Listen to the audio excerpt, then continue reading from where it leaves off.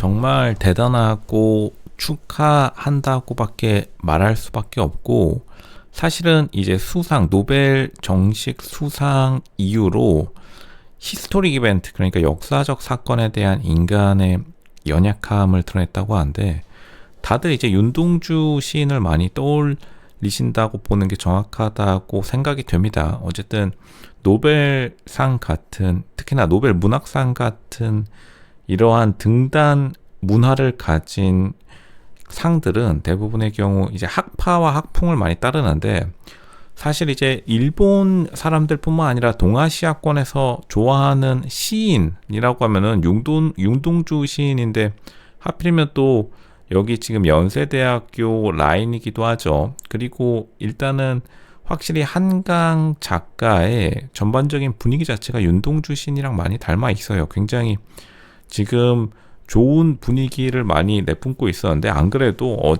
어젯밤에 사람들이 노벨 문학상 이야기하길래 저도 그냥 보고 있었는데, 이제 해외에서 오히려 더 히트하다 보니까 이제 베지테리안이라고 채식주의자가 굉장히 번역도 잘 됐을 뿐더러 약간 서양의 시각에서 좀 많은 울림을 줬었다. 왜냐하면 이제 대한민국의 기존의 작품들이 신파극이 많았는데, 돌고 돌아서 결국에 윤동주 느낌으로 노벨 문학상에서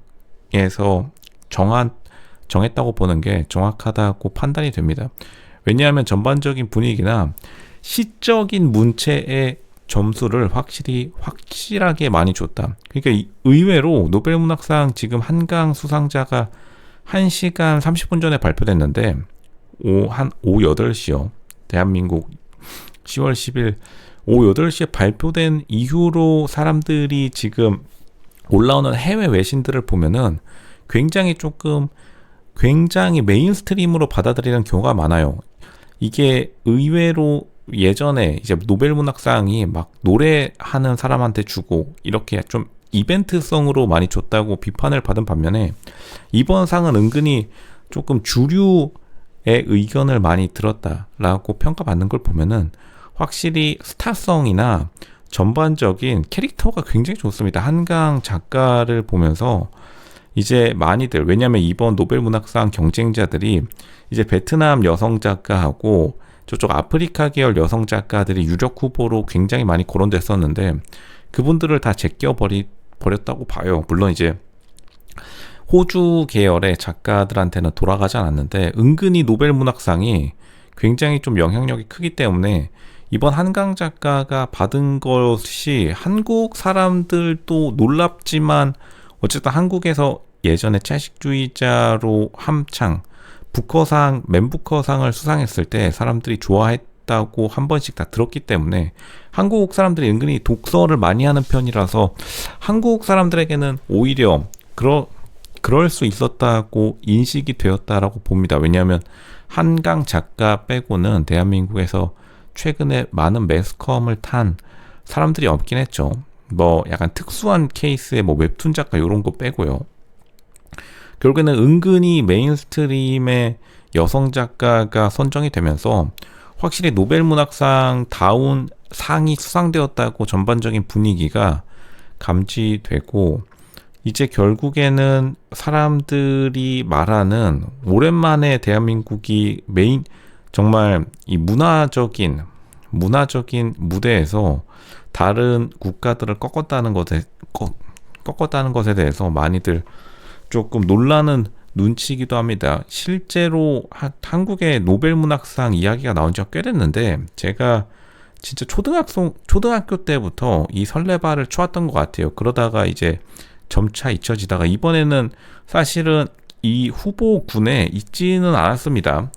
정식으로 예측하는 사람들, 그러니까 전문적으로 노벨상을 예측하는 사람들끼리에서 사이트도 그렇고 7위 안에도 못 들었던 것으로 제가 어제 밤까지 기억하고 있었는데, 오늘 갑자기 뜬금없기도 하지만 약간 노벨 문학상 이제 수상자를 발표하는 심사단의 마인드가 생각되기는 해요. 일단 한국에서는 하나도 없었고 다른 국가들이 어느 정도 가지고 있고, 그리고 시적인 느낌, 그리고 역사적인 사건들. 왜냐하면 최근에 서양에서 발생하는 굉장히 시끄러운 사건과는 다르게 한국의 사건, 역사적 사건들은 최근에 한국이 좀 시끄러운 적은 크게 없었죠.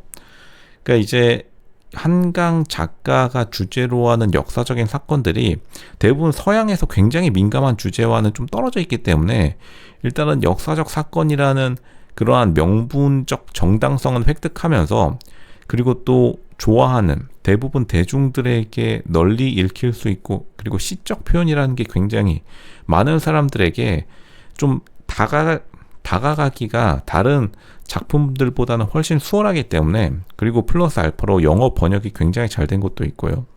이번 기회를 통해서 드디어 초등학교 때부터 다들 들어오셨던, 이거는 할머니 할아버지들도 말씀하셨는데, 대한민국이 노벨 문학상을 못 받는 이유가 노르스름 프루딩딩을 영어로 표현을 못해서.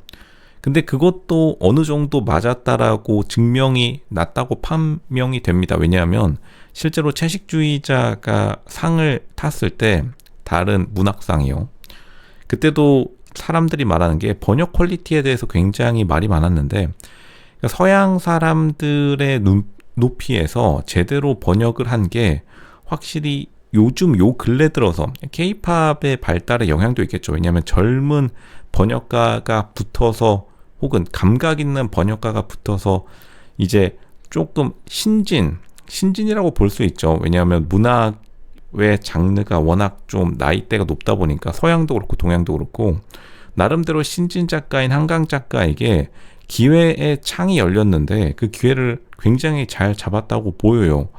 은근히 이 틈새 시장을 잘 공략했고, 생각보다 대한민국이 노벨 문학상을 받기가 굉장히 어려웠는데 그 틈을 잘 파고들었다고 봅니다. 상황적인 면도 좀 도와줬다고 봐요. 요즘 이제 각종 영국 시위 같은 걸로 굉장히 이제 서양 같은 경우에는 국내 문제가 대두되고 있는 가운데, 그리고 또 아시겠죠, 우리 러시아와 우크라이나 사람들은 서로 치고받고 싸우느라 정신없죠. 약간 그 틈새 시장을 잘 공략했는데 그 기회를 잡는 것도, 이 해외 인터뷰를 한강 작가가 굉장히 많이 했던 것이 결국에는 승기를 잡았다고 봐요. 이게 맨부커상 받은 지 생각보다 얼마 안 됐는데, 그때 이후로 결국에는 그 SNS 활용도, 그리고 사람들에 대한 포스트, 각종 영어로 된 인터뷰들이 많이 수행되면서 한강 작가가 저변을 넓히는 그 모멘텀, 그 기세를 놓치지 않고 거의 10년 이내에 새로 노벨 문학상을 바로 받아버리면서 실제로 굉장히 상 받는 데에는 최적화되어 있다, 그렇게 보여지네요. 실제로 한강 작가가 굉장히 대한민국에서도 책이 많이 팔렸는데, 이번 기회를 통해서 역사적인 노벨 문학상 첫 수상자이자, 최근에 노벨 수상자가 한국이 완전 없었죠. 거의 역사적으로 2020년대를 장식했었다. 앞으로 언제 또 나올지 모르겠지만 대단한 쾌거라고 볼 수 있겠습니다. 요약하자면 한강 작가가 굉장히 상을 전략적으로 잘 받았다. 그리고 상품성과 스타성, 그리고 캐릭터성이 전부 다 맞아떨어져서 약간 적선식으로 주는 게 아니라, 예전에 60년대 50년대 무슨 개발 도상국 시절처럼 주는 게 아니라 나름대로 메인 스테이지에서 싸워서 이겼다라는 그러한 의미가 있는 평가를 받고 있다는 게 놀랍습니다. 정정당당하게 경쟁해서 쟁취한 게 더 놀랍다, 그렇게 평가되겠습니다.